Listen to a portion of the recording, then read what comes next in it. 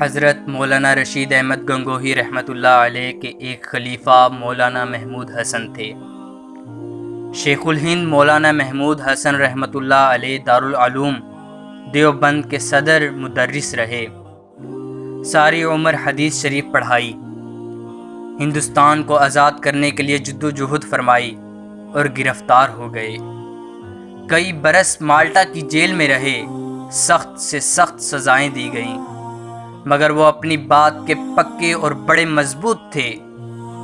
سینے پر نشانات تھے، پسلیوں پر بھی نشانات تھے۔ وہاں تہجد کے وقت جب اٹھتے تھے سردی زیادہ ہوتی تھی۔ لوٹے میں پانی ڈال کر مولانا حسین احمد مدنی اسے اپنے پیٹ سے لگا لیتے تھے تاکہ پیٹ کی گرمی سے اس کی ٹھنڈک کچھ کم ہو جائے۔ پھر اس سے وضو کرتے اور نماز کی نیت باندھ کر کھڑے ہو جاتے۔ جو گورے پہرے پر تھے وہ سنگین لاٹھی چارج کرتے۔ نماز پڑھتے وقت سینے پر پسلیوں پر کوڑے مارتے۔ ان کا ایک افسر انگریز تھا، وہ کہتا، ارے کیا غضب کرتے ہو، یہ ایسا شخص ہے اگر تم نے قتل کر کے جلا بھی دیا تو اس کے خون سے خاک سے حق کی آواز آئے گی۔ ان کا حال یہ تھا کہ جب جمعہ کا دن آتا کپڑے دھوتے، غسل کرتے، جمعہ کی تیاری کے لیے جیل کے دروازے تک آتے، مگر جیل کا دروازہ تو بند ہوتا تھا۔ جہاں تک اپنے بس میں تھا اس میں کمی نہیں کی۔ جمعہ کی تیاری کر کے آتے تو دروازہ تو بند ہوتا، 2 آنسو ٹپکا کر واپس ہو جاتے اور خود ہی ظہر کی نماز ادا کر لیتے۔ قربانی کے لیے گائے پالتے، سال بھر اس کی خدمت کرتے، اس کو خود نہلاتے، گھاس دانہ خود ڈالتے۔ گائے کا بھی اتنا تعلق ہو جاتا کہ جب آپ گھر سے سبق پڑھانے کے لیے نکلتے تو گائے پیچھے پیچھے آتی اور دارالعلوم کے دروازے پر بیٹھ جاتی۔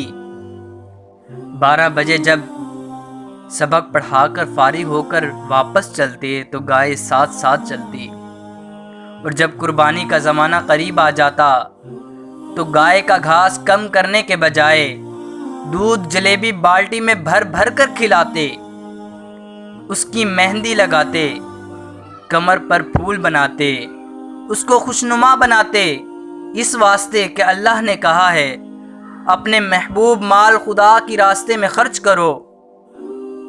اس سے بہت محبت ہو جاتی۔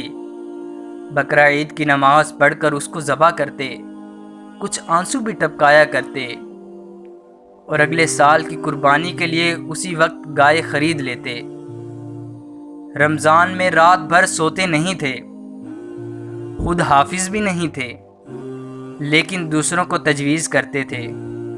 ایک کو بلایا، ایک پارہ اس نے پڑھا، دوسرا آیا، ایک پارہ اس نے پڑھا۔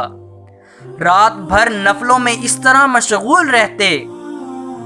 نفلیں پڑھتے پڑھتے ایک مرتبہ آپ کے پاؤں پر ورم آ گیا تو اس روز بہت خوش ہوئے، بہت زیادہ خوش ہوئے کہ حضور صلی اللہ علیہ وسلم کے پیروں پر ورم آتا تھا۔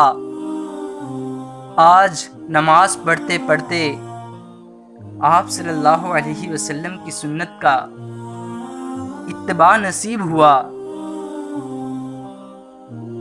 تو پیارے مسلمان بھائیوں، یہ تھے مولانا محمود حسن، جن پر اتنا ظلم کیا گیا لیکن وہ اسلام پر ثابت قدم رہے۔ اللہ تعالی ہمیں بھی اسلام پر عمل کرنے کی توفیق عطا فرمائے، آمین۔